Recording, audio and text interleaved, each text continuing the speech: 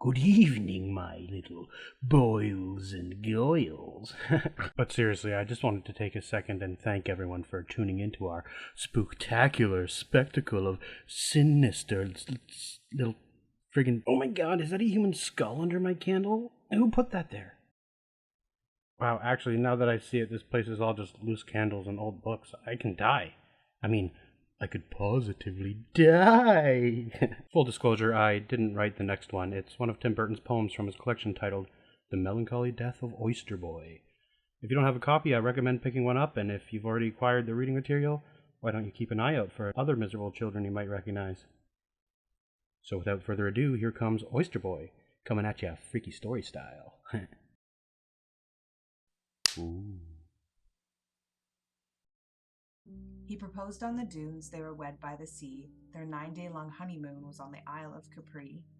For their supper they had one spectacular dish, a simmering stew of mollusks and fish. And while he savored the broth, his bride's heart made a wish. That wish did come true. She gave birth to a baby. But was this little one human? Well, maybe. 10 fingers, 10 toes, he had plumbing in sight. He could hear, he could feel, but normal, not quite. This unnatural birth, this canker, this blight, was the start and the end and the sum of their plight. She railed the doctor, he cannot be mine. He smells of the ocean, seaweed and brine. You should count yourself lucky, for only last week I treated a girl with 3 eyes and a beak. That your son is half oyster, you cannot blame me. Have you considered by chance a small home by the sea? Not knowing what to name him, they just called him Sam, or sometimes that thing that looks like a clam. Everyone wondered, but no one could tell, when would young Oyster Boy come out of his shell. When the Thompson quadruplets espied him one day, they called him Bivalve and ran quickly away. Bivalve. One spring afternoon, Sam was left in the rain at the corner of Seaview and Main. He watched the rainwater as it swirled down the train. His mom on the freeway in the breakdown lane was pounding the dashboard. She couldn't contain the ever-rising grief, frustration, and pain. Really, sweetheart, she said. I don't mean to make fun, but something smells fishy, and I think it's our son. I don't like to say this, but it must be said. You're blaming our son for your problems in bed.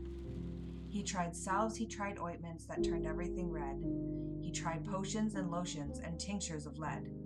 He ached and he itched and he twitched and he bled. The doctor diagnosed, I can't be quite sure, but the cause of your problem may also be the cure. They say oysters improve your sexual powers. Perhaps eating your son would help you do it for hours. He came on tiptoe, he came on the sly, sweat on his forehead, and on his lips a lie. Son, are you happy? I don't mean to pry. But do you dream of heaven? Have you wanted to die? Sam blinked his eyes twice, but made no reply. Dad fingers his knife and loosened his tie. As he picked up his son, Sam dripped on his coat.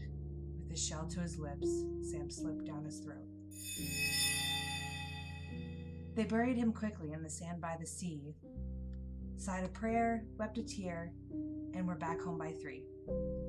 A cross of gray driftwood marked Oyster Boy's grave. Words writ in the sand promised Jesus would save, but his memory was lost in a high tide wave. Back home safe in bed, he kissed her and said, let's give it a whirl. But this time, she whispered, we'll wish for a girl.